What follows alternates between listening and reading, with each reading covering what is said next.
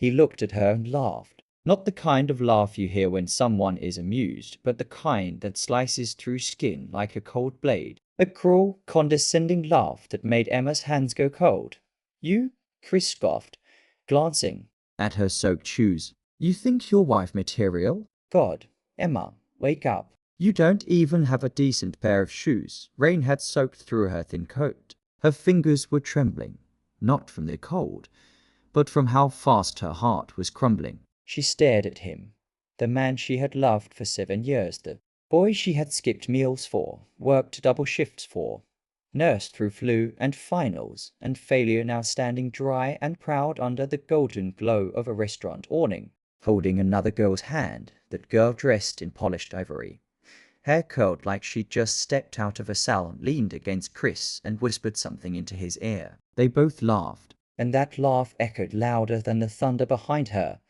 Emma didn't speak. She didn't cry. Her lips parted for a moment, but she stopped herself. What was left to say? I told you we're done, Chris said, stepping forward like she was the one making a scene. You keep showing up at places you don't belong. This place? He gestured at the upscale restaurant behind him. It's not for people like you.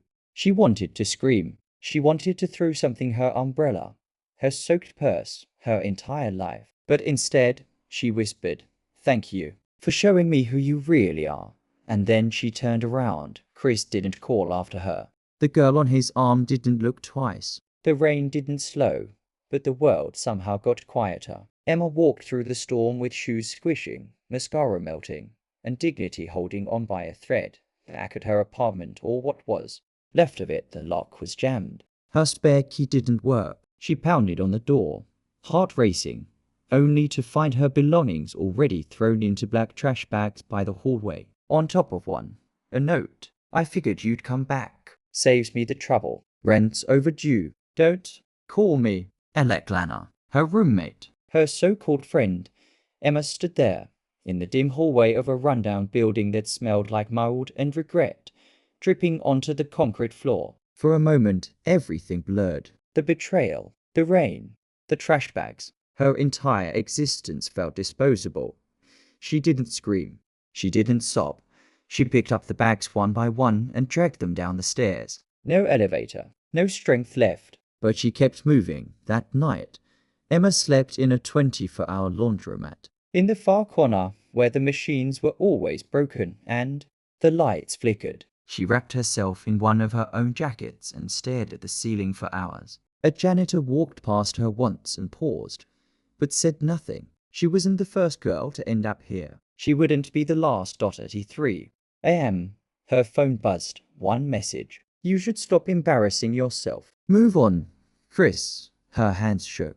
Not from heartbreak anymore, but from rage. Not the kind that lashes out, but the kind that simmers, waits, and rebuilds itself. She deleted the message, and at that moment, she decided she wouldn't prove herself to Chris. She wouldn't try to win him back. She wouldn't even try to make him regret. She'd make herself unforgettable. 3 days later, Emma found a job cleaning dishes at a small diner on the edge of town. The owner, a woman in her 60s named Carla, didn't ask many questions. She paid cash and didn't mind if Emma slept in the supply closet. Emma worked 16 hours a day, morning shifts, late night closings. She took the tips that servers threw her way. She used the free Wi-Fi after hours to search how to learn marketing, online jobs for beginners, digital freelancing. She studied while mopping. She listened to business podcasts while scrubbing pans. She watched YouTube tutorials during her 15-minute lunch breaks. Nobody saw her. Nobody cared. And that was the best part. She was becoming invisible and invincible. One night, while taking out the trash behind the diner, she heard a voice. You're wasting your potential. Emma turned, startled. A man in a grey coat stood near the alley wall, just outside the flickering motion light. He wasn't threatening, just observant, calm, as if he'd been watching for a while. I've seen your notes, he said. The ones on your phone. The marketing diagrams. The strategies you've scribbled on napkins. You learn fast. Emma narrowed her eyes. You've been watching me. I manage a few online projects, he said. Startups. And I recognize people who are hungry. You're not just desperate. You're dangerous, the good kind.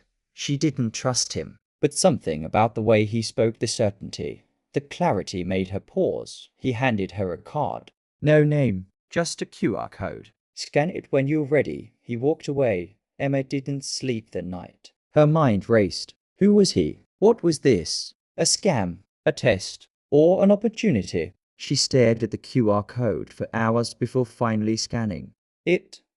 A login page appeared. Username. Guest 01 password. Seed 1 change entered, and that was the moment everything started to shift. Emma sat in the supply closet that night, the faint hum of the walk-in freezer buzzing beside her. She had an old Android phone with a cracked screen, a small notebook filled with smudged ideas, and now a login to something that didn't make sense. She hadn't told Carla about the man in the alley. She hadn't told anyone. There was no one left to tell. The login page was plain. No branding, no pop-up ads, just a dashboard with folders each labeled by industry. Marketing, freelance, branding, finance, e-commerce. She clicked into one. Beginner's Roadmap to Online Consulting. And just like that, a video started to play.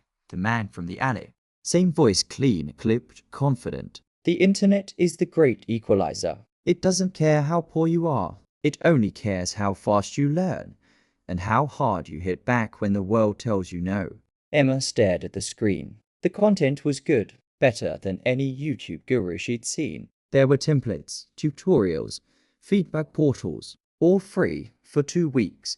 She didn't leave the diner except to buy instant noodles and refill prepaid data. She worked every shift Carla offered. Then, in between orders and after mop-ups, she studied like her life depended on it. Because it did. She learned how to build landing pages, how to write copy that sells, how to automate emails. She signed up for Fiverr, Upwork, anything that would take her. Her first gig paid $12 to edit a resume for someone in Ohio. Her second paid $30 to write a product description for an online soap store. By the end of the month, she had $220 in her PayPal account. She cried when she saw it. Not because it was a lot, it wasn't, but because it was hers. Her mind had earned it. Not her hands, not her body, just her thoughts. One morning, as she was scrubbing the counter, Carla walked over and asked, "You been sleeping at all?" Emma blinked. Some nights, Carla looked at her with a strange mix of concern and pride. "I've seen girls burn out here before. But you burn different." Emma just smiled. She didn't want to explain. How do you explain the fire that comes after a heartbreak so deep it cracks open your soul? She used her tips to buy a second-hand laptop off Craigslist. Slow, scratched, but it booted up. She stopped using her cracked phone except for hotspot. Every free second she had, she built. She got better. Clients left good reviews. Her gigs doubled in price. One client, a jewelry brand in LA, offered her $800 to write their entire product catalog. She cried again. Not because she was overwhelmed, but because for the first time in months, she felt seen. Chris once told her she didn't belong in the world of people who mattered, that she was too plain, too poor, too behind. But now, people she'd never met were paying her to shape their brand. Emma started waking up before the alarm. Coffee, laptop, emails, diner shift, study, sleep, repeat. IT wasn't glamorous. It wasn't easy, but it was hers. One night, around AM, she got a message through the portal, the same one from the QR code. It was from a username she hadn't seen before. "Mirrorback. You've done more in 6 weeks than most do in a year." "Impressive," Emma replied cautiously. "Who are you?" "Just someone who bets on underdogs." She paused, then typed, "Why me?" The answer came instantly. "Because the ones who've been laughed at are the ones who build the loudest legacies." She stared at the screen. Those words, they felt carved into her. The next day, a new folder appeared in the dashboard. "Build your brand, white label tools." Emma didn't know what white label meant. She learned fast. IT meant owning something that others could rent. She bought a $3 domain. mveris.com, short for Emma plus Veritas Latin. Truth. She designed her first logo on Canva. her first website in a free builder. It was clunky, but it worked. She launched Amberris as a digital strategy brand focused on helping small women-owned businesses launch online. She started getting real leads, clients from the dashboard, from referrals, from old clients telling others. Ask Emma. She knows what she's doing. One of them, a bridal shop in San Francisco. Emma almost didn't take the call, but she needed the money. The owner, Lisa, was kind. She wanted help with her online store, writing wedding dress descriptions and creating email funnels. Emma's chest tightened at the word wedding. She hadn't thought about Chris in weeks, until Lisa said, "Oh, one more thing we're doing. A feature collaboration next month with a couple getting married in LA. The groom's name is Chris, I think." Emma's throat closed. "Sorry?" she asked, her voice barely stable. Lisa continued, unaware. "Yeah, Chris Callahan. Handsome guy. The fiancée is the daughter of some big-time exec. They're doing this massive Instagram campaign part of our upscale bridal push." Emma froze. Same name, same city, same man. She clicked on Lisa's shared folder, and there they were, dozens of engagement photos. Chris, in a white tuxedo, holding the same girl Emma saw under that restaurant awning. Same smirk, same smug jawline. One image, a candid, had them laughing together. Behind them was the very restaurant where he told Emma she didn't belong. Emma closed the laptop. Her stomach turned, but not with grief, with clarity. He was still the same, and she was 1,000 miles away from the girl with soaked shoes and tear-streaked cheeks. She opened the laptop again, this time not to finish Lisa's campaign, this time to build something bigger, not for revenge, not for closure, but for the next version of herself, the one who wouldn't blink when facing ghosts. That night, she bought a used car, paid in full, no financing. She looked at the bank balance and laughed. A soft, disbelieving laugh. 3 months ago, she had $37 to her name. Now, she had enough to fund 3 different business licenses, outsource freelancers, and finally rent her own place. Not a palace, but her own. She still remembered Chris's message. "You should stop embarrassing yourself. Move on." She smiled at the irony, because moving on was the best thing she ever did, and she was just getting started. Emma didn't know what power felt like until the day she signed a client contract without flinching at the fee. It was $7,500 for a full 3-month digital campaign, web funnel optimization, and strategic branding. The client, a vegan skincare company, found her through an old referral. No questions asked, no doubts, just trust. Emma stared at the signature confirmation, her hand trembling slightly. Not from nerves, but from the memory of nights she counted coins just to eat. The name Amberris began to gain traction. She hired 2 freelancers to handle tasks she no longer had time for, one to do graphics, one to manage emails. She paid them well, better than what she was once paid to scrub grease of floors. She still kept her desk simple, second-hand table, 2 potted succulents, and a whiteboard she got from a garage sale. On it, she wrote just one phrase: "Not everyone who leaves you behind is ahead of you." She lived by it. Every day, she woke up earlier, worked smarter, and started thinking like a founder, not a freelancer. And still, the mystery folder from Mirrorback kept updating. Every 2 weeks, a new file appeared, sometimes a podcast, sometimes a market insight, sometimes a case study on how other underdogs had built 6-figure brands from nothing. Emma didn't know who Mirrorback really was, but the content felt tailored to her path. Like someone was watching her growth from a distance and quietly feeding her fuel. One night, while reviewing a batch of testimonials to post on her website, she noticed a name she didn't recognize. E. Callahan. She paused. Heart skipped. Could it be? She clicked the full review. No profile picture, just text. "You helped us believe in ourselves again. We're no longer the couple hiding behind a product. We are the brand now. Thank you."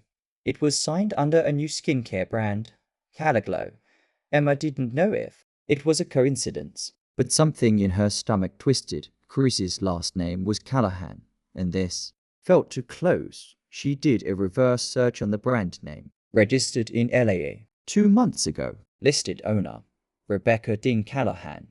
His fiancée Emma leaned back in her chair. So they were building something too. Not just a marriage, a brand. That explained the photo shoot, the bridal campaign, the Instagram ads, and deep down, a part of her bristled. Not from jealousy, but from the sheer hypocrisy of it all. Chris used to scoff at entrepreneurship, at people trying to hustle their way out of being nobodies. He used to mock Emma's vision boards, her dreams of owning something, building something. And now he was leveraging that exact image. With a woman who likely had investors lined up for breakfast, Emma stared at the screen for a while, then closed the tab. She didn't need to stalk him. She didn't need to care. She had her own roadmap. And it was getting clearer. In the following weeks, Emveris secured 2 new contracts, one with a sustainable fashion label in Portland, another with an educational startup in Berlin. Emma booked a CEO working space not to impress, but to expand there for the first time. She introduced herself not as a freelancer, but as CEO. The room had other founders, other stories. But something about her story, the quiet fire behind her voice, made people listen. She wasn't loud, but she was sharp. People asked her for advice, for insight, for introductions. One man, a former startup accelerator director, pulled her aside after a local pitch night and said, you should be the one running one of these cohorts. Emma smiled. She still remembered a time when she was the one mopping floors after cohorts ended. Now she was pitching in heels and meaning every word. But one night, after submitting a proposal for a 6-figure retainer client, she received an anonymous message in her dashboard inbox. Would you be open to speaking at a private founder circle in LA? Women-led, underdog-focused, non-disclosure required, no signature, but the email domain. Mirror back in Emma stared at the blinking cursor. LA, where it all started, where she was humiliated in the rain, called a burden, and discarded like an inconvenience. The city of first heartbreak, first awakening. She typed back, I'll think about it, then deleted it, then rewrote, send me the date.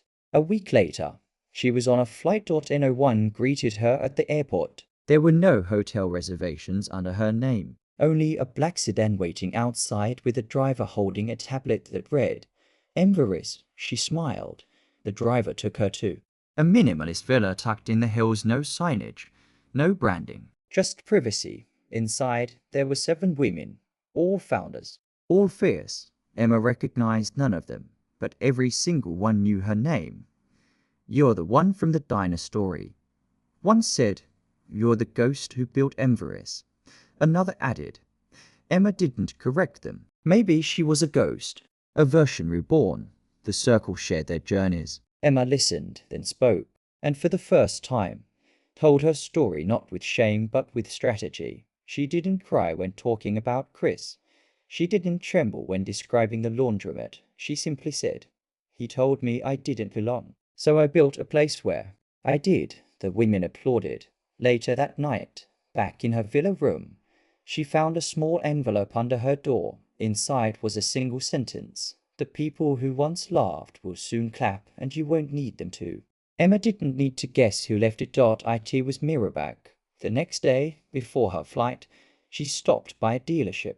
She didn't plan on buying anything, just curious. But then she saw it. A black Rolls Royce Ghost. Minimal, quiet, commanding. The sales rep asked if she wanted a test drive. Emma looked at the car, then at her phone. She had just received a payment notification. The Berlin startup had wired the full amount, 6 figures. She smiled. Not today, she said. I'll come back for it. And this time, not to impress anyone, but because she could. The invitation came wrapped in ivory and gold, tasteful, discreet, expensive. Emma almost laughed when she saw the name embossed on the front. Christopher Callahan and Rebecca Dean cordially invite you. She read the rest without blinking. A charity gala, hosted at the Dean family estate, celebrating women-led entrepreneurship and innovation. The irony hit like a punchline. She wasn't invited by them, of course.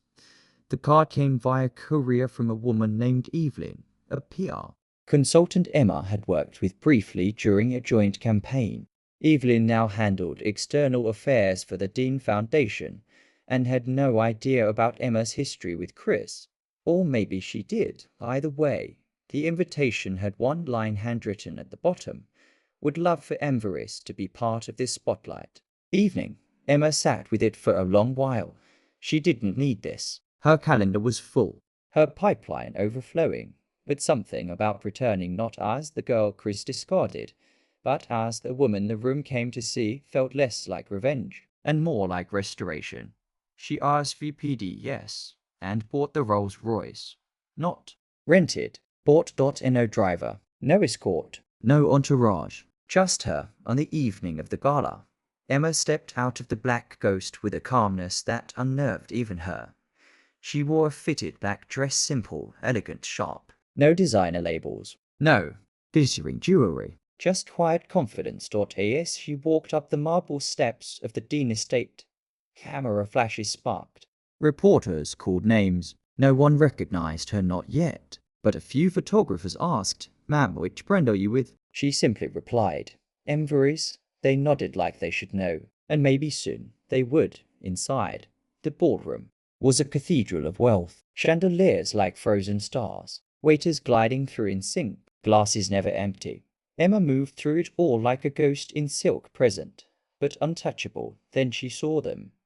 Chris and Rebecca. He looked almost exactly the same, taller somehow, in that way men do when they think they've won. A tailored tuxedo, that same smug chin tilt. Rebecca stood beside him in a champagne gown, hand curled around his arm like a trophy grip. Their eyes didn't meet hers, not yet. Evelyn appeared beside her. "Emma, so glad you made it. Chris and Rebecca are dying to meet the women in tonight's spotlight. You're on in 20 minutes, just a quick panel introduction." Emma nodded, led the way. They walked through a side hall. As they rounded a corner, Chris looked up from a conversation and froze. His glass paused midair. His mouth opened just slightly, then closed. Emma met his eyes and smiled, not cruelly, not kindly, just enough to say, "I remember everything, and I carried none of it with me." Rebecca turned to see what held Chris so still. Her smile faltered for a second, but only a second. "Hi," she said, stepping forward with a PR-polished warmth. "You must be Emma. Evelyn speaks highly of your work." Emma shook her hand. "Rebecca, congratulations on the wedding." Chris remained quiet, his hand tightening slightly on his glass. Rebecca smiled wider. "We're thrilled to spotlight women like you tonight. Your agency, Emveris, right? It's making waves." Emma nodded. "Trying." Evelyn gestured toward the panel seating. "Shall we?" Emma walked past them, not looking back. She took her seat beside her other founders, both older, both seasoned. A moderator welcomed the crowd, introduced each speaker, and began asking questions. When it was Emma's turn, the moderator smiled and said, "You've had quite the rise. Emma, tell us, what do you think is the real foundation of a strong brand?" Emma picked up the mic and looked straight at Chris. "A strong brand," she said slowly, "is built when you stop waiting for permission." The room went quiet. She continued, "Eyes steady. When I started, I didn't have funding, degrees, or connections. What I had was clarity. Pain gives you that. So does being laughed at, abandoned, underestimated." She paused. "But pain is only power if you don't unpack your bags and live in it." "I didn't." Murmurs of approval spread. Heads nodded. She handed the mic back. Chris looked like he'd swallowed glass. Rebecca smiled, but tighter now. She clapped, slower than the rest. After the panel, Emma drifted toward the garden terrace. She needed air. Chris followed. Of course he did. She heard his footsteps before he spoke. "Emma." She turned. The light caught her cheekbone just right. No fear, no softness. Chris hesitated. "You look different." Emma tilted her head. "People do, when they're no longer starving." He flinched. She didn't apologize. "I didn't know you were coming tonight," he said. Obviously, he shifted. "I saw the campaign with Caliglo. Your touch was all over it. The voice, the messaging." I knew it had to be you. Emma raised an eyebrow. And I just... He looked at her like someone who had just realized his favorite toy had turned into a weapon. I didn't think you'd ever make it. I know, she said simply. You were always so emotional. Too soft. Emma smiled. No, I was never soft. I was loyal. There's a difference. He swallowed hard.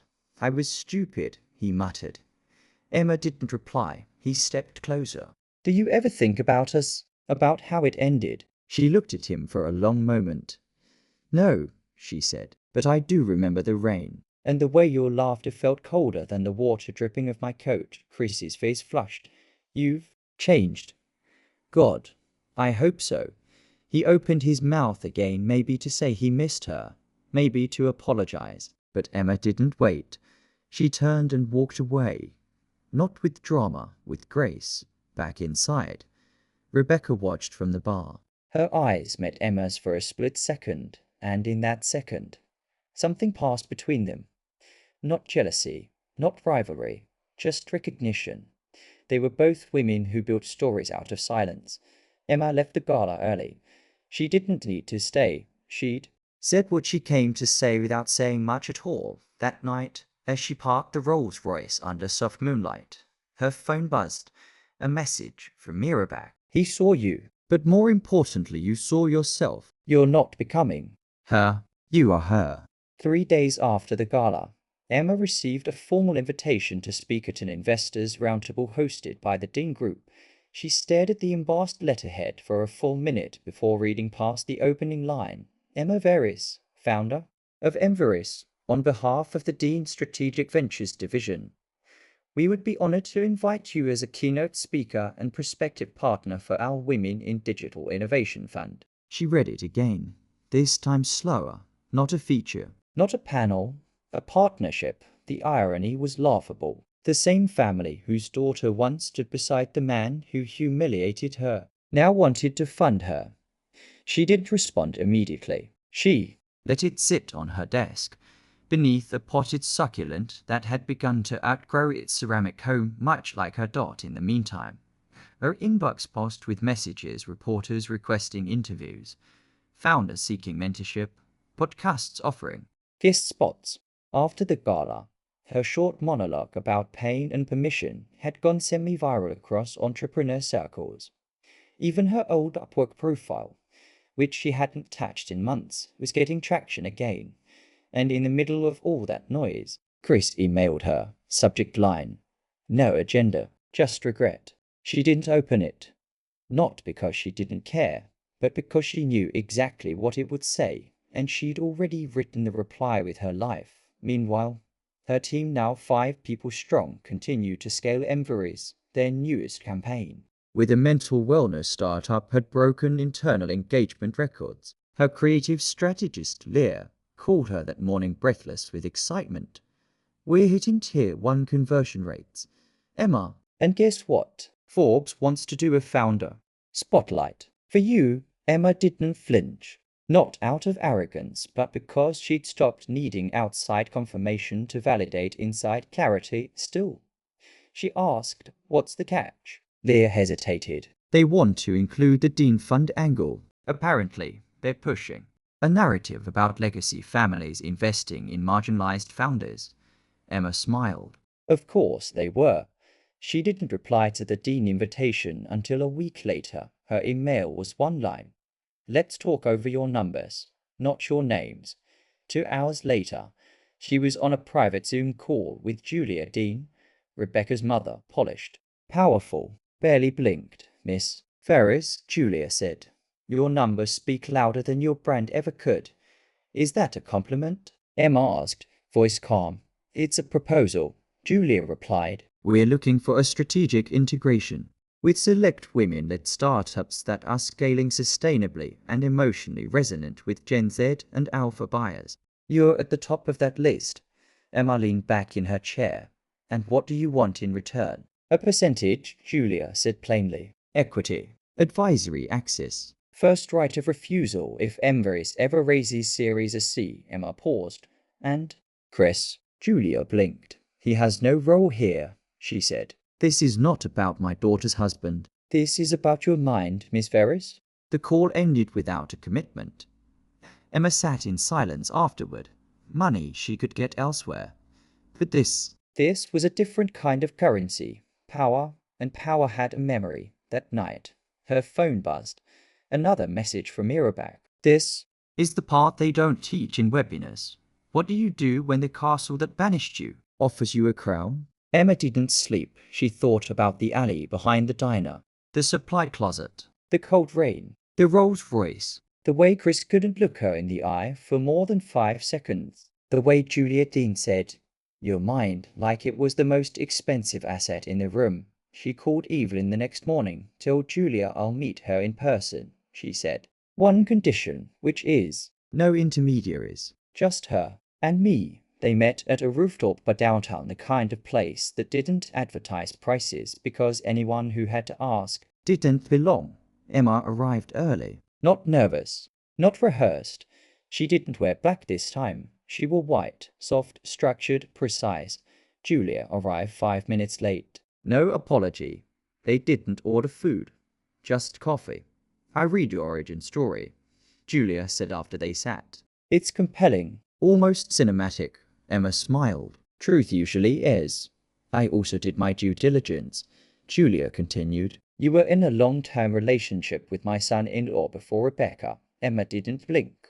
"I was," she said. And Julia tilted her head. "And yet you've never spoken about it publicly. Not in interviews, not on panels, not even off record."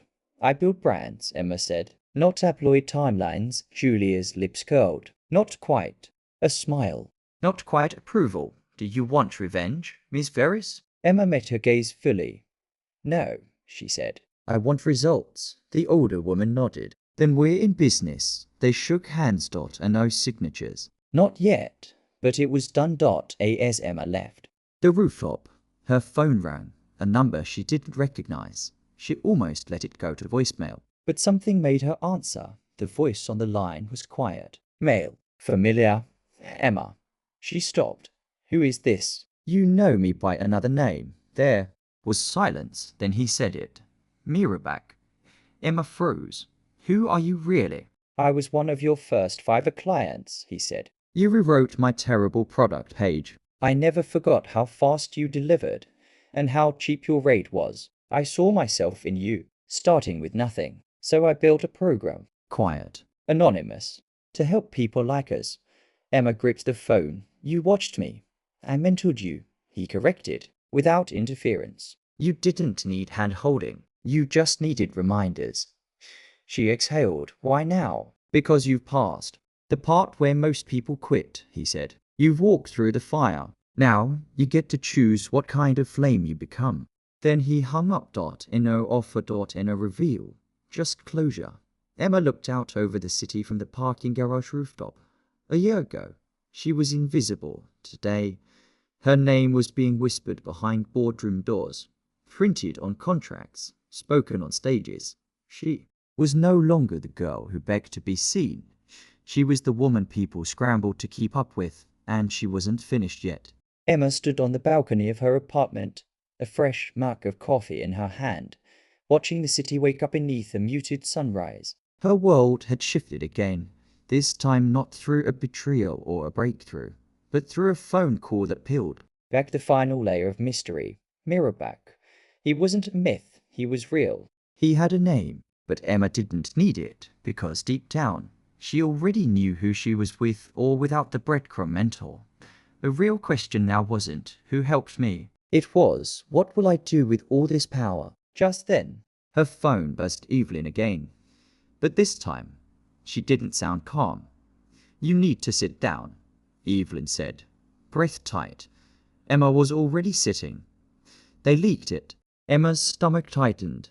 "Leaked what?" Evelyn paused. "Photos. Old ones. From the diner. You, Chris. That rainy night." Emma didn't move, didn't flinch. "They're framing it as a tragic ex who used heartbreak as branding fuel. Julia's PR machine is spinning it like you built your company on bitterness." Emma's jaw clenched. "And Chris, he hasn't made a statement. But Rebecca's team is implying you were the unstable one. That you fabricated stories about being left for money." Emma let silence settle between them. I thought Julia wanted a partnership, she said slowly. She did, Evelyn replied, until she realized you weren't going to play submissive. So now they're trying to devalue you, damage your name before the paperwork. It was classic. Oh, power tactics in a new world, but they'd forgotten something. She wasn't the same girl anymore. Vy noon. Hashtags like hashtag heartbreak hustler and hashtag MVO as exposed were trending. The media spun headlines with vicious precision.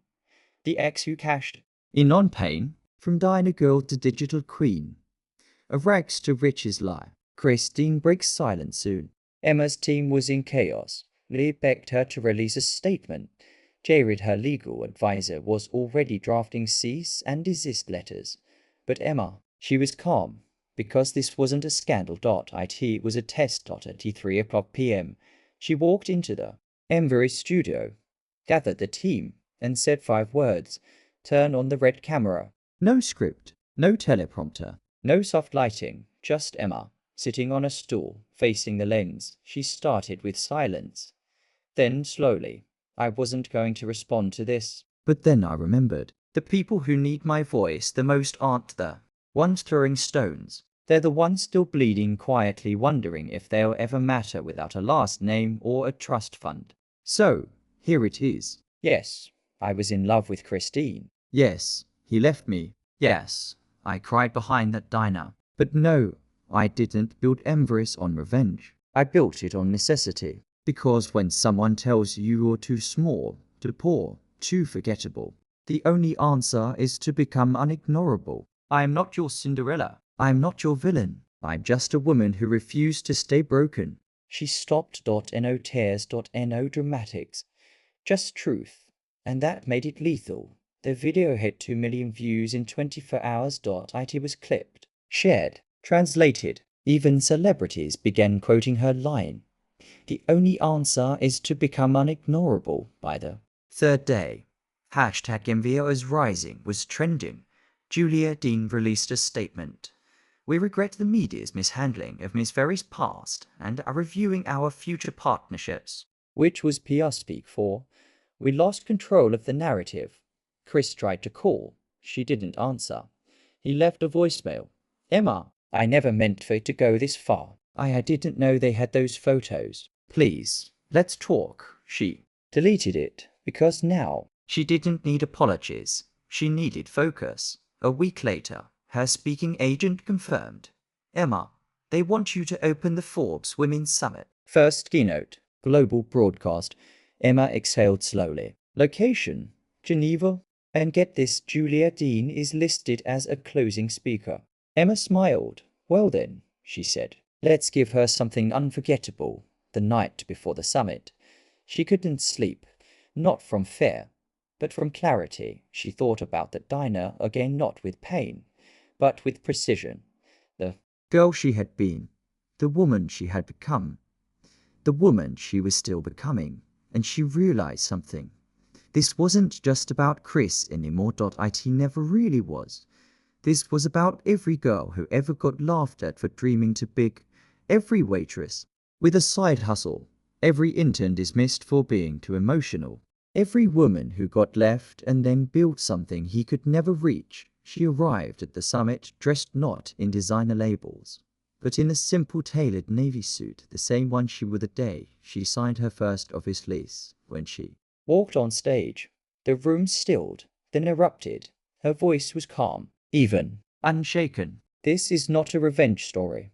This is not a love story. This is a becoming story. If you've ever been told to be quiet, to shrink, to settle, don't burn down the building. Build a higher one. Then light it from the inside out. Thunderous applause. Backstage, Julia stood stiff. No smile. No greeting. Just a curt nod. Emma returned it, not as an equal, but as the storm they didn't see coming. Emma didn't cry when she saw Chris at the summit. He wasn't part of the guest list, wasn't announced, didn't wear a badge. He just appeared in the back row of her keynote, a shadow of the man who once left her behind a diner in the rain. The moment their eyes met, something flickered. Not pain, not love, just clarity. He looked older, More tired. His designer suit didn't sit right on his frame. His eyes were dim, like a man who had gambled with fate and realized he'd bet on the wrong hand too late. But Emma didn't blink. She turned her gaze away as if he were a stranger, because in every way that mattered, he was backstage after the keynote. Evelyn handed her a folder. Thought you'd want to see this, she said, tone unreadable. Emma opened it. Inside was a formal investment proposal from Nocturne Capital, a global impact fund known for backing visionary female founders. The terms were staggering: a 9-figure offer, minority stake, full creative control retained, and the kicker: we believe in the future of Emberis as a movement, not just a company. But it wasn't just the money that stunned Emma. It was the final page, signed by Lila Grant. The same Lila who once wrote her rejection letter from a venture firm, the one that said she didn't have enough market traction or a compelling narrative. Now, she was betting the fund's reputation on Emma's name. It was poetic, but also strategic, because now everyone wanted in. Evelyn leaned in, her voice low. There's more. Emma looked up. Chris, he requested a one-on-one. Emma didn't answer. He's waiting in the CF across the street. Silence stretched between them. Emma finally exhaled. He'll wait. She didn't go to the CF that day. She didn't respond to his message that night. She went home alone. She ordered takeout from the same small Thai place she used to visit after working late shifts. She sat on the floor of her penthouse apartment, barefoot, in sweats, eating noodles from the box and staring at the skyline. And she whispered, not to anyone in particular, I don't need closure. I already built my own ending. But Chris didn't give up. The next morning, he sent flowers, then letters, then a voicemail shakier than the last. Emma, I know I don't deserve your time. I saw you yesterday, and I realized how much I don't know who I am anymore. I'm married for the wrong reasons. I let people shape me into someone I hate. I don't want anything from you. I just wanted you to know you were the best thing that ever happened to me, and I ruined it. Emma sat with the phone in her hand. She didn't cry. She didn't feel victorious, just tired, because forgiveness was heavy. Even when you didn't give it, days passed. The world moved fast, and Mavericks became more than a name, it became a symbol. Teen girls quoted her in classroom essays. Single MOMS put Emberis merch like it was armor. Billboards appeared in Jakarta, Nairobi, Sao Paulo with one tagline, unignorable. And then the unexpected twist. Nocturne Capital wanted her to expand into education, not business coaching. Not generic leadership panels, but grassroots curriculum for girls in low-income regions. And they wanted Emma to lead it. She stared at the proposal, the budget, the vision, the reach. It would mean more time on the road, less glamour, more sweat, more risk, but also more meaning. More mirrors for the version of her that still lived in so many girls who'd been told they were too poor to matter. Emma closed the folder. She already knew her answer. The same week, she finally met Chris. Not by plan, not by appointment. It happened outside her old apartment building, the one she'd been visiting in secret to donate to the new tenant anonymously. She was getting into her car when she heard the voice. Emma. She turned. He stood there, hands in pockets, eyes sunken. This wasn't the man who walked away from her. This was the man left behind by his own choices. He smiled weakly. I didn't expect to see you here. Emma said nothing. I kept thinking I'd know what to say when I saw you again. But now I'm just, he raised a hand. Calm, direct. You don't need to say anything, Chris. He opened his mouth, closed. She continued. I forgave you a long time ago. But not for you. For me. Because carrying you around was too heavy. He nodded. Silent, eyes red, Emma stepped into her Rolls, looked him dead in the eye, and said, You taught me something.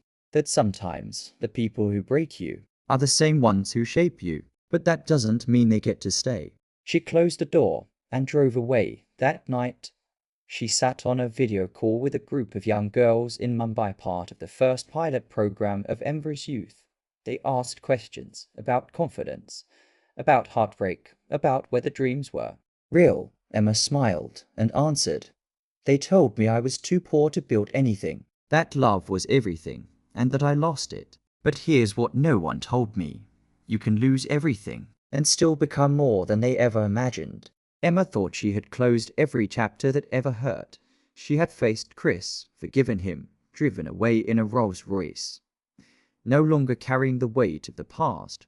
But some pages in life don't stay shut. They wait until you're strong enough to rewrite them.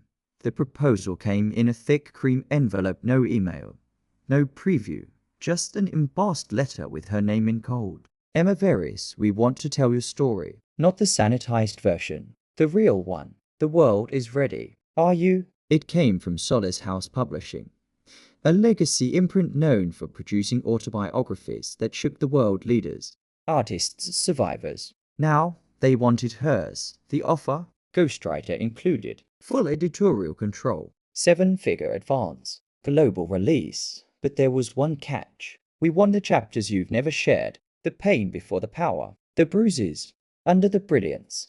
Emma closed the envelope and sat there silent, because no one, not even Evelyn, not even her therapist, knew all of it. Not the nights on the warehouse floor, not the dinnerless evenings when her stomach growled louder than her ambition. Not the betrayal that came before Chris, a man from her foster home who promised her the world, then sold her secrets for drug money.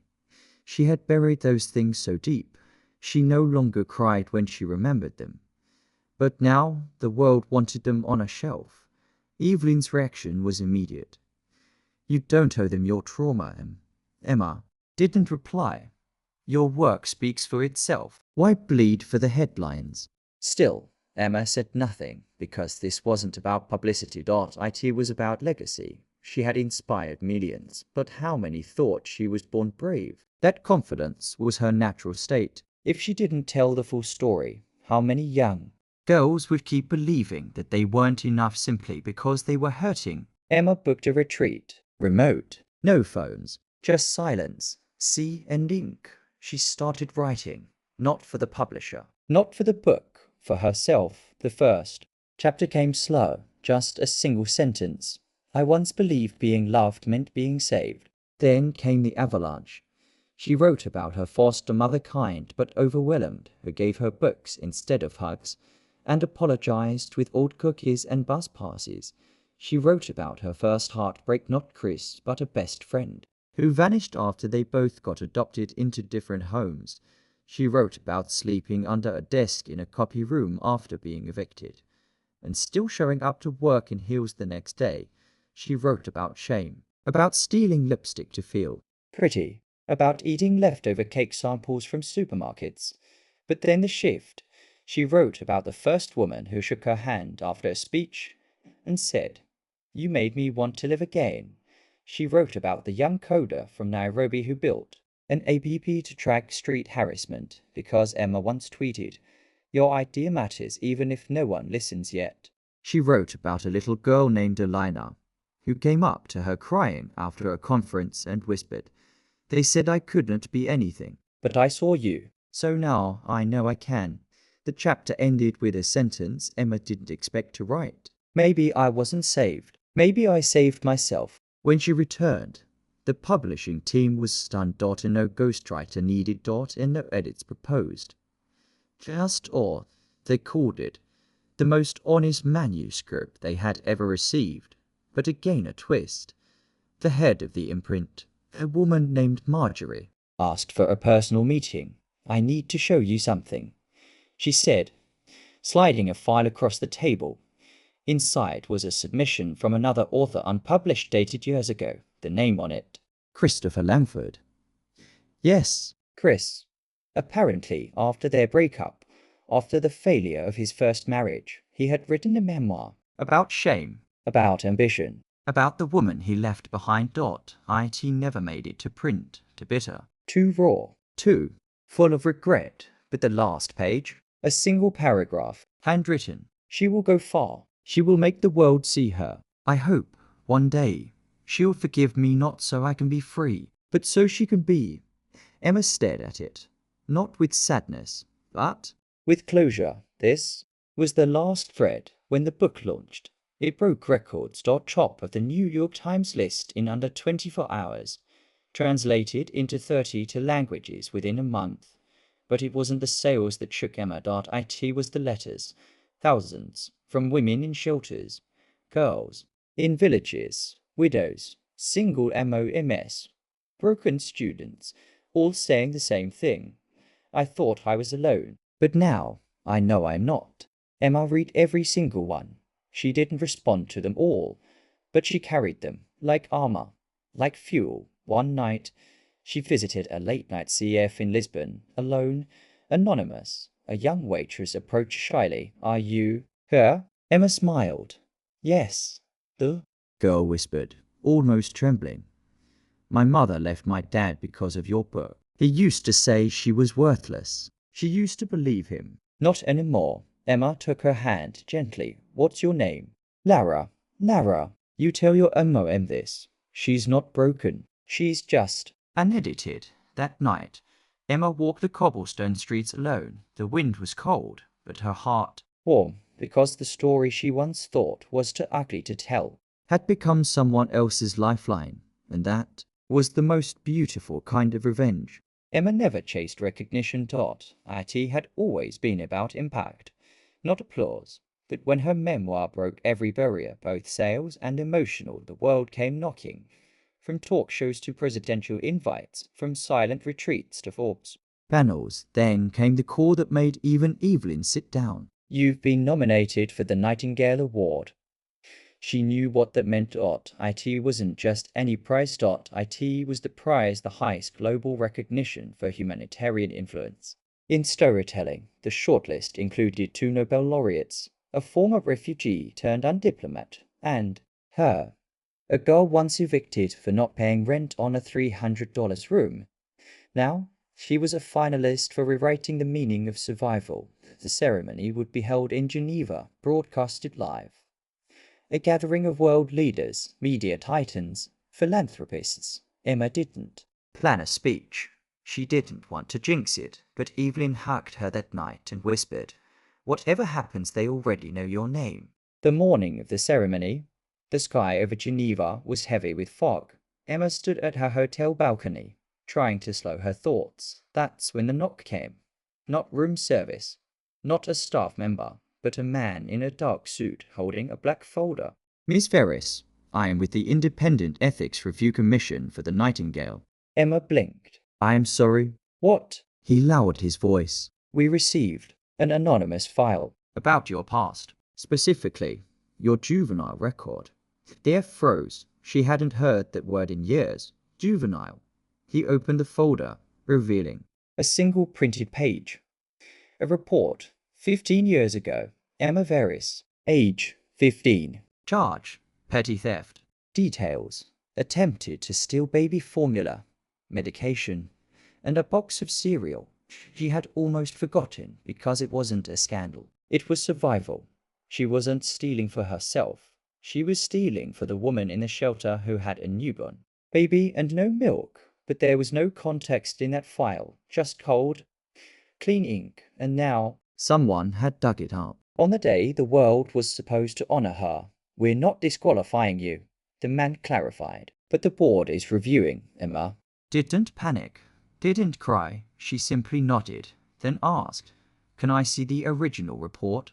He handed it to her, and in the corner, in shaky handwriting, she saw the note she wrote at the time. "Please don't punish the baby. Take me instead." Her chest tightened.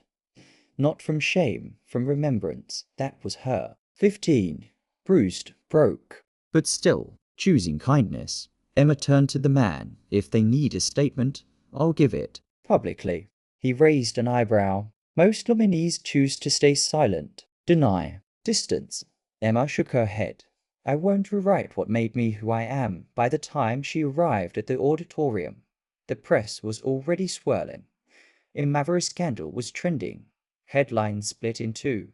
Inspiration or illusion? Global nominee has criminal record. From thief to thought leader. Cameras flashed. Commentators speculated. One panelist sneered. she stole. I don't care why, but Emma. She walked into the building not as a victim, but as a woman who owed no one an apology for surviving. When the board invited her backstage, she made a simple request. Let me speak, not as a rebuttal, but as the truth. They hesitated, but finally agreed when it was her turn to walk on stage. She didn't wear diamonds and a high slick gown. No scripted lines, just a black suit and steady eyes, and a microphone. When I was 15, I broke the law. I stole formula, cereal, medicine. Not for me. For a child who hadn't eaten in 2 days. I knew it was wrong, but I also knew what worse looked like. I didn't do it for glory. I didn't think anyone would find out. And yet, here we are. She let the silence sit. Today, I'm not ashamed of that moment. I'm proud, because even at my weakest, I chose someone else over myself. If that disqualifies me from your stage, so be it. But don't ever disqualify compassion from leadership. The room erupted, not with confusion, but with thunderous applause, tears, standing ovation, and later that night, a unanimous decision. Emma Verris, winner of the Nightingale Award. But something else happened. When she returned to her hotel, there was a letter waiting at the front desk. In a return address. Just 2 words on the envelope. I'm sorry. Inside was a photo. A child, about 15 now, holding a handmade sign. Thank you, Miss Emma. I'm the baby you fed. Emma clutched the letter and broke, for the first time in years. She cried, not from pain, but from peace, because what was once her greatest shame had become someone else's first chance at life. Emma thought she had made it, but making it turned out to be just the beginning. After the Nightingale Award, the floodgates opened. Every outlet wanted her, not just the story, her face, her name, her voice, her pain packaged into a brand. TV stations offered multi-season documentaries. Publishing houses competed for her unfiltered autobiography. Luxury brands asked her to endorse their empowerment series, and politicians, they wanted her to speak for them, stand next to them, wear their flag on her sleeve. All of them had the same pitch. You've become more than a person. You're a symbol now. Let us help you scale that. Emma wasn't tempted by the money. She had more than enough. But what shook her was the realization. Everyone wanted her comeback, not her truth. They wanted to profit from her pain, not understand it. One producer even said, the part where you got dumped at the altar, can we recreate that scene? It's gold. She stared at him. He didn't flinch. Another network exec slid over a contract and whispered, we'll make you America's sweetheart. Just leave out the rough edges. Emma smiled politely, then stood up and left. That night, she returned to her penthouse, a space once meant to feel like triumph. Now it felt like a stage. She pulled out a suitcase and packed only for things: a leather notebook, a worn-out hoodie from her sheltered days, a framed photo of the child who sent her the thank you letter, and a one-way ticket to nowhere specific. She disappeared. No press release, no farewell tour, just gone for 3 months. The world speculated. Where is Emma Verris? Did she burn out? Was it all a lie? But Emma didn't care, because for the first time in her life, she wasn't proving anything. She was just living. In a small coastal town in southern Italy. She rented a modest cottage. No internet, no cameras, just lemon trees, the sound of waves, and pages, hundreds of pages of quiet, powerful writing. She wrote not for virality, not for praise, but because the stories inside her still had weight, not of pain, but of hope. She taught free writing classes at the village school, cooked for the elderly neighbor whose hands shook too much to make pasta, learned how to fish, learned how to laugh, not the loud, performative laugh of TV appearances, but the kind that echoed from your lungs. 6 months passed. Then a knock at her door. Not a journalist, not a fan. It was an old man, hunched, frail, eyes heavy with age and regret. He whispered, I wasn't sure you'd remember me. She did. It was Mr. Gallo, the man who once evicted her, who looked at her like garbage, who called her damaged goods, Emma didn't say a word, just let the silence ask the question. He held out an envelope. I saw you on the screen. I saw what you became, and I realized what I had thrown away. Emma finally spoke. You didn't throw me away. You just never saw me. He nodded, then opened the envelope. Inside, the deed to the building he once threw her out of.